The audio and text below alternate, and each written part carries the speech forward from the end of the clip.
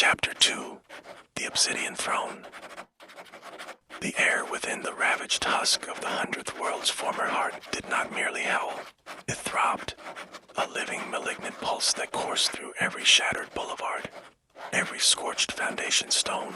It pressed on lungs like unseen hands, thick with the taste of ozone, burning metal, and ruin. It hummed low, like the grinding of a colossal, hidden machine, relentless, oppressive, wrong. This was no longer a city. This was the crucible of conquest, the blackened engine room of apocalypse. Where once rose towers of gleaming brass and latticed crystal, testaments to civilization's defiant ingenuity, now stood the Citadel of Xanthire, a festering blight atop the ruins. It loomed like a parasite grown fat on a world's last breath, built from twisted obsidian and fossilized bone. The structure seemed less constructed than summoned, as though the land itself had vomited it forth in surrender. Its base was anchored in the remains of the Grand Convergence Station, once the pride of the steampunk empire, where airships docked alongside locomotives beneath vaults of polished copper and stained glass. Now, the architecture groaned under the weight of its own corruption. What had once been vaulted halls and glasswork domes had been reworked into monstrous maws, spewing green-tinged smoke and sulfuric steam into a sky perpetually bruised with twilight. The station's grand archways gaped like devouring mouths, and the smoke that poured from within stank of both machinery and murder. The citadel itself defied logic, its spires twisted at impossible angles, clawing upward like the fingers of a skeletal god. Its surfaces crawled with veins of dark energy, glowing in rhythmic pulses that mimicked the beat of a diseased heart. Tendrils of black metal, veined with ichor, extended from the foundations like roots, worming their way through the ground, feeding upon the bones of the city it had subsumed. Some of the girders embedded within the structure still bore the brass sigils of the old world, now defaced, mocked by the grotesque demon runes etched over them in seething molten lines. Where once the observatory had crowned the city, a marvel of telescopic vision and arcane stargazing, now sat the throne chamber of Prince Xanthire. The chamber was a vast cathedral of darkness, carved from the same crystalline obsidian that formed the rest of the citadel. It glistened like wet stone under an oily sheen of demon light. The floor was a single sheet of polished bone, countless skulls fused together, the hollow sockets staring upward in eternal silent agony. Frescoes of conquest had been scorched into the walls, visions of 99 worlds falling beneath Xanthire's dominion, each rendered in grotesque detail with blood, ash, and screaming souls. At the chamber's center rose a dais of shattered planetary fragments, jagged chunks of stone, molten core, and steel tectonics stolen from defeated worlds. Upon it sat the throne of conquest, a monstrous seat forged from the spine of some long-dead, titanic beast. Its ribcage formed the backrest, its talons curled around the armrests, and its skull, crowned with jagged horns, rested at the prince's feet, mouth frozen in a howl of eternal servitude. And on that throne, unmoving, sat Xanthire, prince of the infinite legions, heir to the demon king, architect of the end. He was a figure of dark majesty, his form carved with the precision of a blade and the arrogance of a god. His flesh was smooth, black as the void between stars, absorbing light rather than reflecting it. His armor, if it could be called that, was not worn, but grown, an exoskeletal mantle of darkness itself, engraved with sigils that slithered and whispered in forgotten tongues. Runes of power crawled across his chest plate like silver spiders, never still. A cloak of living shadow unfurled behind him, woven from the desolation of conquered worlds, its edges dissolving into mist as it trailed behind his throne like a wake of despair. But it was his eyes that commanded the room, twin pools of molten gold, without pupil or sclera, radiant with intelligence that burned and devoured in equal measure. They did not blink, they did not soften. They were sons of judgment, patient and cruel. His voice, when it came, was soft, too soft for the vastness of the throne hall, and yet it carried with unnatural force echoing in the mind like a whisper inside the soul. 99, he murmured. The sound was silk wrapped around razors. 99 worlds have fallen. 99 empires ground beneath our tread. 99 suns have dimmed in tribute to the king. Pause. The silence stretched taut. This 100th world will be the sweetest. His fingers flexed upon the throne's talons, caressing the ancient bone as if remembering a melody. Their resistance sharpens the taste of their extinction. Before him, arranged in a broad semicircle upon the obsidian floor, knelt 9 figures, each one a manifestation of nightmare, each bearing the mark of a general. These were the 9, the demon generals of Xanthire's host, commanders of legion after legion, each a reflection of his dark will, each representing a different facet of ruin. At the center of their number loomed Lord Vezuth, the first and the strongest, a living juggernaut clad in jagged plates of melted alloy, each piece scavenged from the war machines of fallen worlds and fused to his own flesh, chains wrapped around his arms like gauntlets, the ends dragging behind him and gouging grooves into the floor. His head was bare, a monstrous dome of iron-scarred bone with a jaw like a furnace, and eyes like burning coals. Beside him, coiled in sinuous grace, was Shikra, the second general. Her body was serpentine from the waist down, scaled in iridescent hues that shimmered with unnatural beauty. Her upper torso resembled a woman's, but her movements betrayed a predatory patience. Twin fangs glistened over her lips, and her eyes were emerald slits that flicked toward everything and everyone with cold calculation. Her voice, when it came, would be silk and poison. Her tail, tipped with a serrated stinger, twitched as if in anticipation. Towering behind them stood Magarash, the third, a grotesque amalgam of brute force and twisted arcana. His body was a centaurian abomination, the lower half that of a massive beast, hooved and armored in demonic plating. The upper half humanoid in shape but grotesquely overmuscled. His hide tattooed with ritual scars that glowed faintly with corrupt energy. His mouth bore too many teeth. His arms ended in clawed gauntlets capable of rending stone like parchment. He was the forge master of corruption, the breeder of horrors, the sculptor of living abominations.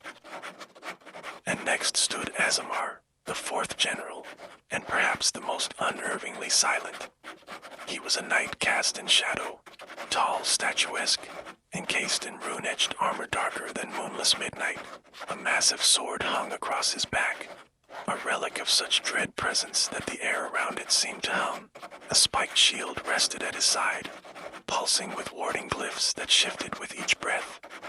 His helmet was horned and featureless, save for a single slit of crimson light. No one had ever seen the face beneath it. Azamar needed no boasts, no roars. He spoke with silence and killed with precision. When he moved, he did so like a storm building in still air.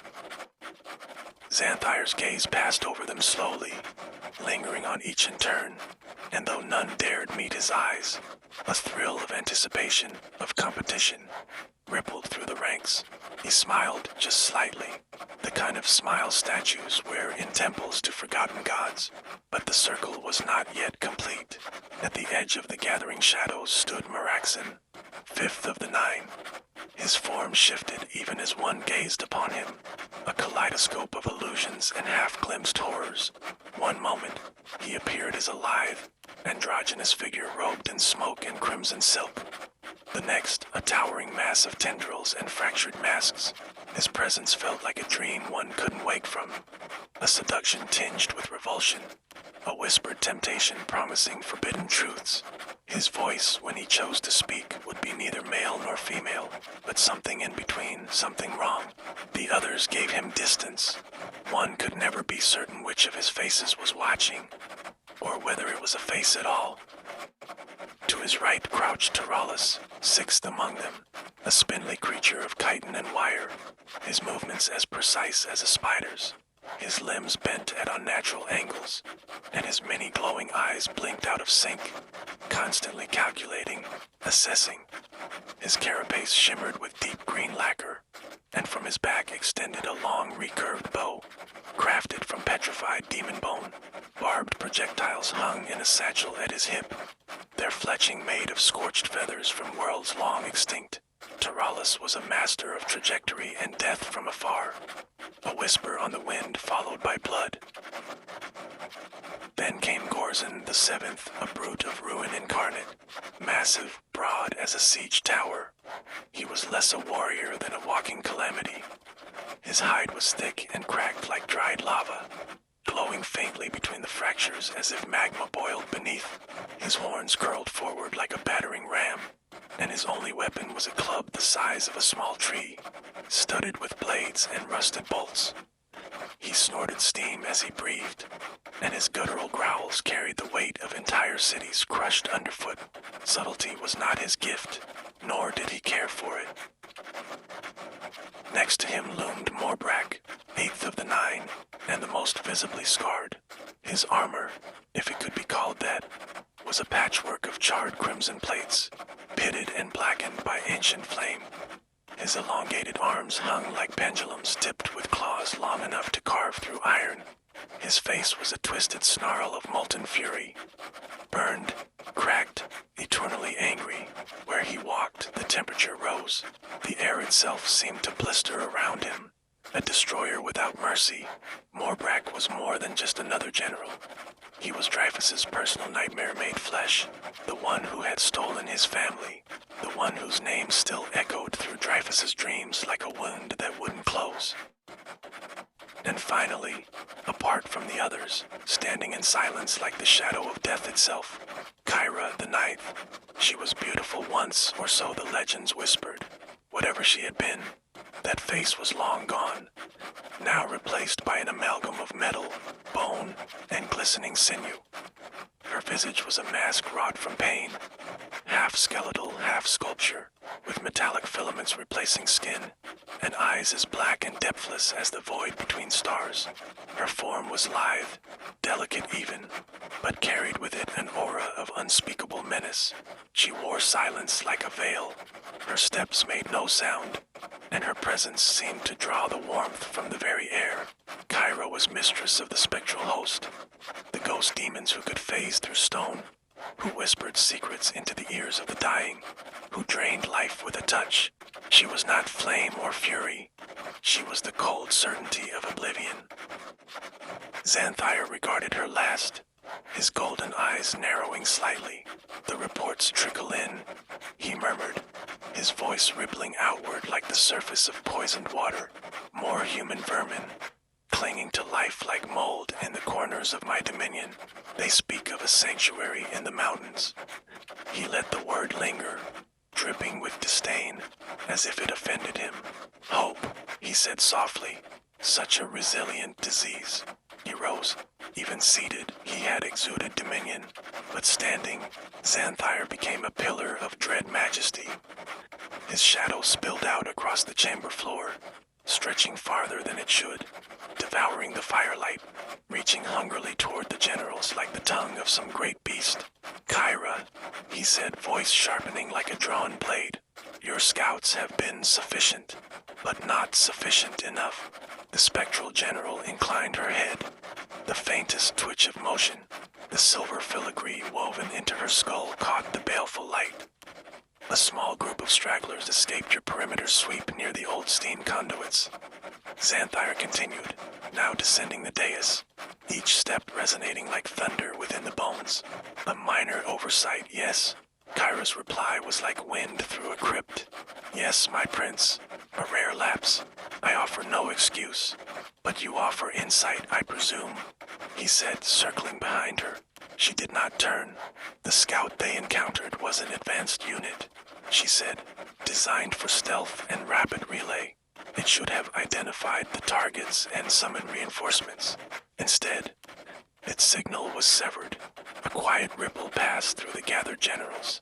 Not fear, but interest. It vanished. She finished. Morbrak scoffed, voice like boulders grinding together. Scouts are not infallible. Perhaps it collapsed a building upon itself. These ruins are brittle, like the bones of the weak. Or, said Xanthire, now returning to his throne, perhaps the weak are not as feeble as we believed. He seated himself once more, fingers steepled. His golden eyes blazed brighter. This resistance, fleeting though it may be, intrigues me. The 100th World has clung to survival longer than expected.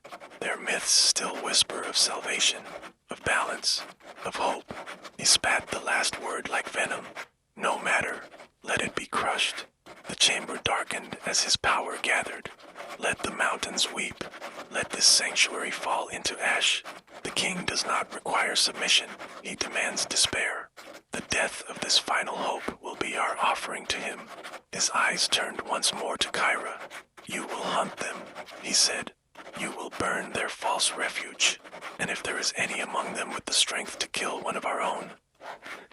His lips curled into a smile both terrible and gleaming. I want them alive. The general stirred, each calculating how best to earn his favor, how to crush their rivals while executing his will. Xanthire leaned back into his throne, cloak unfurling around him like a pool of liquefied shadow. This world will break, he whispered, and when it does, the throne of my father shall pass to me. Let no rebellion remain. Let no survivor draw breath. He closed his eyes and let them beg for the end.